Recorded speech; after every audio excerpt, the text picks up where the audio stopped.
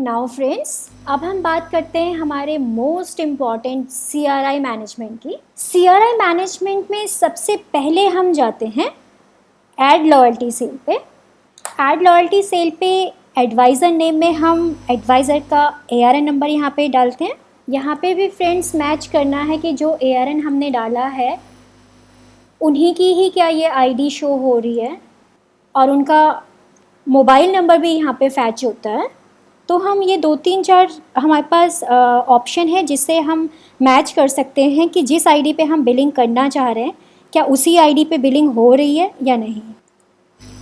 यहाँ पे आप देखेंगे CRI बैलेंस 1000 दिखा रहा है, मीन्स 1000 रुपीज़ MRP के प्रोडक्ट इस आईडी पे अवेलेबल है। अब सपोज कीजिए फ्रेंड्स कि आपसे कोई ये बोलता है कि मुझे CRI में मीन्स 1000 रुपीज़ में मुझे कुछ FMCG के प्रोडक्ट भी चाहिए। तो आप लोगों को भी ये बहुत अच्छी तरह से पता है कि FMCG के जो प्रोडक्ट्स हैं वो हमारी CRI के 25% ही हम किसी को दे सकते हैं। सपोज़ इस आईडी को अगर मैं, अब आप यहाँ पे क्या देखेंगे, हमने क्या किया है, हम FMCG लॉयल्टी सेल पे गए हैं। अब हम यहाँ पे क्या देखते हैं कि previous month CRI balance is 250, means 1000 का 25% 250 मीन्स 250 रुपये होता है। तो हम 250 रुपये के प्रोडक्ट FMCG के प्रोडक्ट इस आईडी पर दे सकते हैं। हमने यहाँ पे सिलेक्ट किया chaat masala, batch number select किया, क्वांटिटी डाली। क्वांटिटी डालते ही फ्रेंड्स देखिएगा कि यहाँ पे CRI अवेलेबल CRI ये रिड्यूस होने लगता है। 250 से ये अब 165 शो कर रहा है। अभी हम एक और प्रोडक्ट डालते हैं, चिकन मसाला,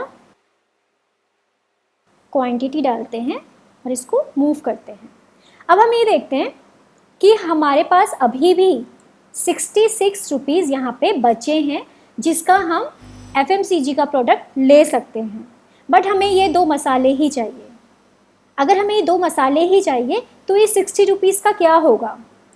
तो फ्रेंड्स ये जो 66 रुपीज़ हैं ये आपके नॉर्मल CRI में इंक्लूड हो जाएंगे। अब हम इसको यहाँ पे सेव करेंगे। हमने यहाँ पे सेव किया। अब हम देखेंगे हमारे CRI मैनेजमेंट में लॉयल्टी सेल लिस्ट में एक बिल जनरेट हो जाना चाहिए आज की डेट में। ये आप देखिए, ये वाला बिल अभी हमने जनरेट किया है 21 तारीख में, जिसमें हमने 2 प्रोडक्ट डाले हैं। एक बार इसमें देख भी लेते हैं कि प्रोडक्ट ठीक से डले भी हैं या नहीं डले हैं। हमने 2 मसाले यहाँ पे डाले थे, chicken masala and chaat masala.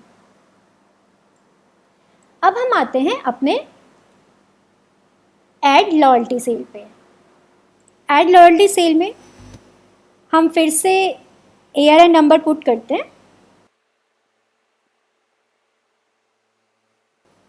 अब हम देखते हैं कि जब हमने FMCG के प्रोडक्ट अपने सिलेक्ट कर लिए हैं तो उसके बाद हमारा जो बैलेंस CRI है वो बचा है 816 रुपये।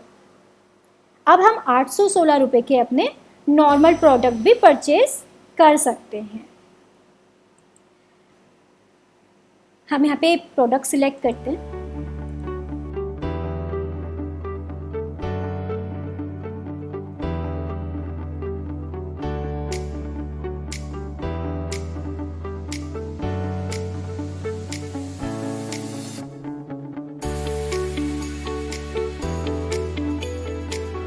अब हम चेक करते हैं कि हमारे पास अभी कितनी CRI अवेलेबल है। अभी आप देखेंगे कि यहाँ पे हमारे पास 43 रुपीज़ और बचे हैं जिसका हम चाहें तो कोई प्रोडक्ट ले सकते हैं, चाहे तो अगर हमारा 43 में कोई प्रोडक्ट नहीं आ रहा है तो अगर ये बच भी जाते हैं तो ये हमारे अगले महीने की CRI में कैरी फॉरवर्ड हो जाएंगे।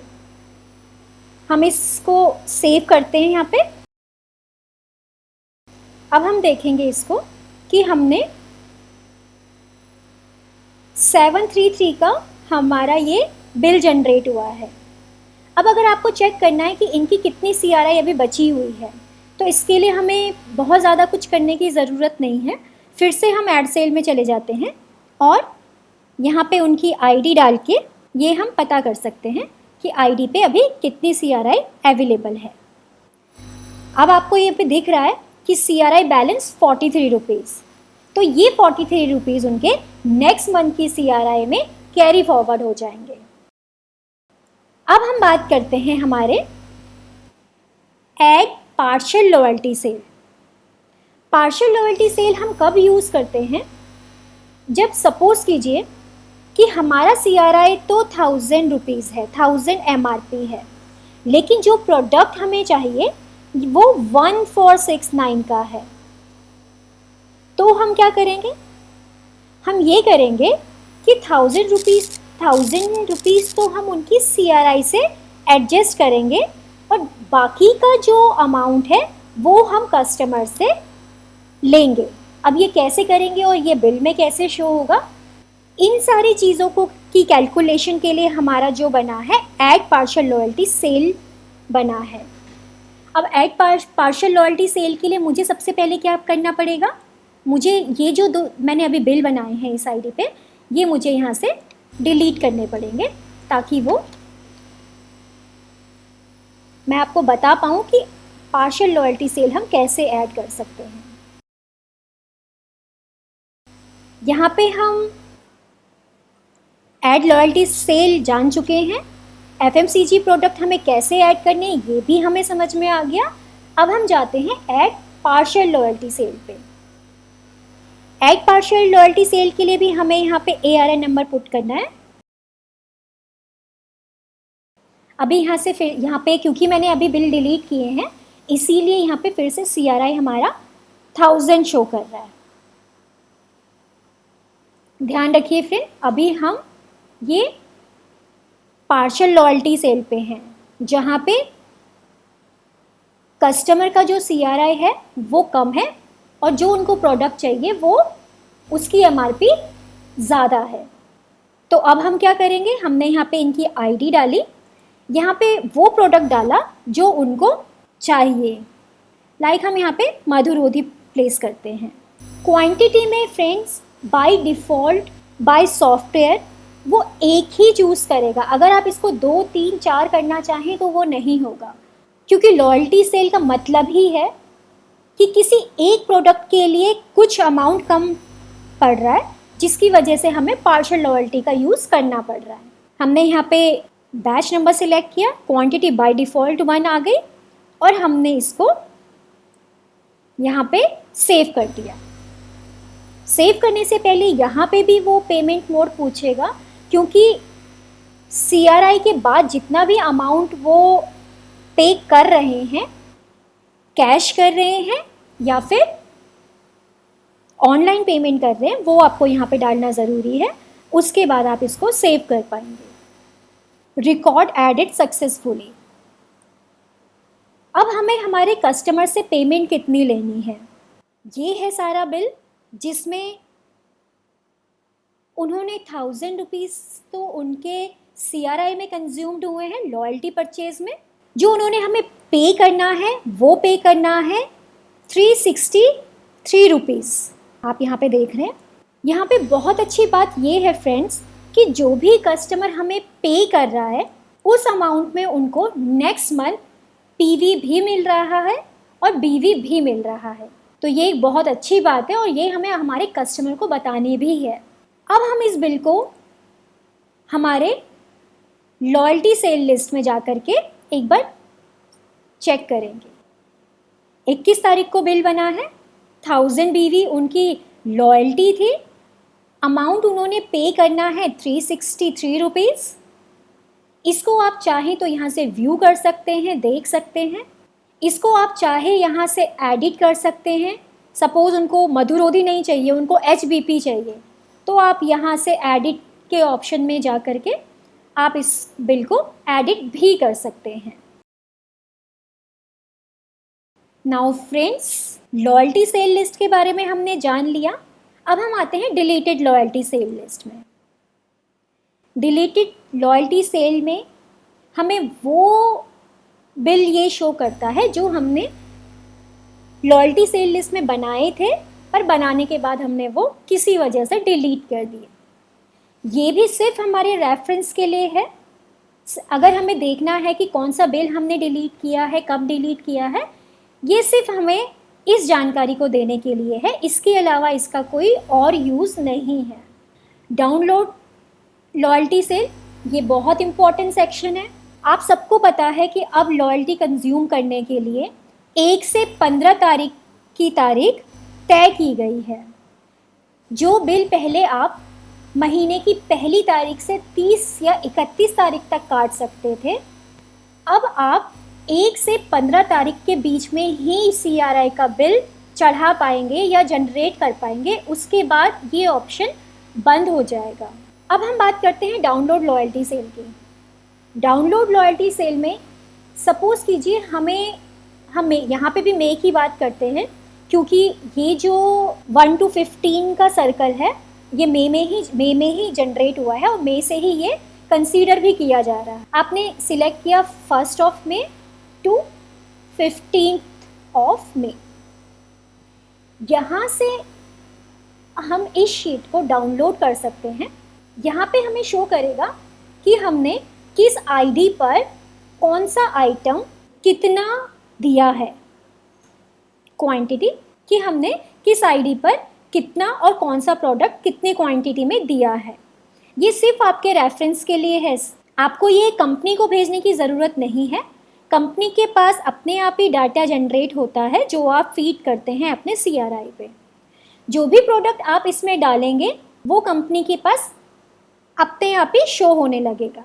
बट ये शीट आप अपनी डेस्कटॉप पे सेव करके रख सकते हैं मंथ वाइज। मई मंथ में 1 to 15 आपने कितना लॉयल्टी सेल किया है, या फिर आपने हर महीने का आप ऐसे अपने पास मेंटेन करके रख सकते हैं। अभी हम इस शीट को हटाते हैं।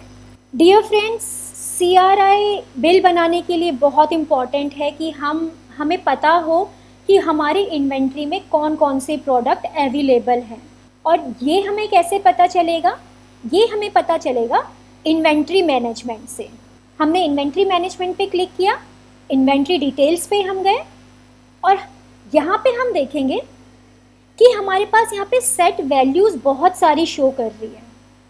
अगर हम चाहें तो ये शीट हम देखने वाले हैं, ये MRP प्राइस पे देखना चाहें तो देख सकते हैं, डिस्ट्रीब्यूटर प्राइस पे देखना चाहें तो देख सकते हैं, परचेज सेल पे देखना चाहे तो देख सकते हैं, टैक्स के साथ देखना चाहते हैं, विदाउट टैक्स देखना चाहते हैं।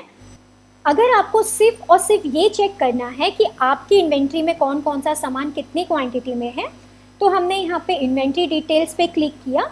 उसके बाद सीधे हमने फिल्टर पर क्लिक किया। अब आप यहाँ पे देखेंगे फ्रेंड्स कि हमारे पास सारे प्रोडक्ट वाइज क्वांटिटी आ जाएगी, कौन सा प्रोडक्ट हमारे पास कितना है। यहाँ पे सिर्फ आपको 10 रिजल्ट ही शो कर रहा है। अगर हम चाहें तो हम इसको इंक्रीज़ भी कर सकते हैं। हमने 100 का फिल्टर इस पे लगाया, अब हमारे पास यहाँ पे 100 प्रोडक्ट ये शो करेगा।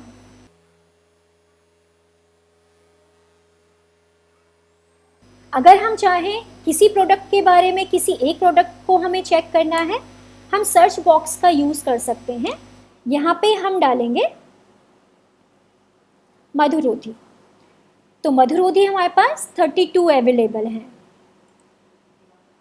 हम डालते हैं HBP हमारे पास 40 अवेलेबल हैं। तो इस तरह से फ्रेंड्स हम इन्वेंट्री डिटेल्स में अपनी इन्वेंट्री को चेक कर सकते हैं कि कौन सा प्रोडक्ट हमारे पास है या कौन सा प्रोडक्ट हमारे पास अवेलेबल नहीं है। तो फ्रेंड्स, अपने इन्वेंट्री को फुलफिल करके रखिए। सारे प्रोडक्ट्स अपने पास एक एक तो ज़रूर होना चाहिए, क्योंकि कौन सा कस्टमर क्या आपसे डिमांड कर दे आप भी नहीं जानते। तो 1 से 15 तारीख तक आप खूब बिलिंग कीजिए, फ्री के प्रोडक्ट भी दीजिए, लेकिन आपसे ये रिक्वेस्ट है कि 15 से 30 तारीख तक आप अपने इन्वेंट्री पर भी काम करें, क्योंकि इन्वेंट्री जितनी अच्छी रहेगी आपकी सेल उतनी अच्छी रहेगी। तो फ्रेंड्स, मैं उम्मीद करती हूँ कि इस वीडियो से आप अपने डैशबोर्ड को थोड़ा और अच्छे से पहचान पाए होंगे कि आप कितनी हेल्प ले सकते हैं और कितना इजी है ये सारा काम। तो आपकी और हमारी सुविधा के लिए ये CRI मैनेजमेंट बना है और मैं रिक्वेस्ट करती हूँ कि अब जो भी प्रोडक्ट आप CRI में दे रहे हैं पहले आप CRI पे चढ़ाइए, उसके बाद कस्टमर को वो प्रोडक्ट दीजिए, क्योंकि जो प्रोडक्ट आपके CRI में चढ़े होंगे वही प्रोडक्ट आप कंपनी से क्लेम कर सकते हैं। तो फ्रेंड्स, इस वीडियो को आज यहीं पे ही ख़त्म करते हैं। अगर अभी भी आपके मन में हमारे डैशबोर्ड को लेकर के कोई सवाल हो तो आप बिल्कुल कस्टमर केयर में कॉल कर सकते हैं। Thank you friend. जय हिंद, खुश रहिए, स्वस्थ रहिए।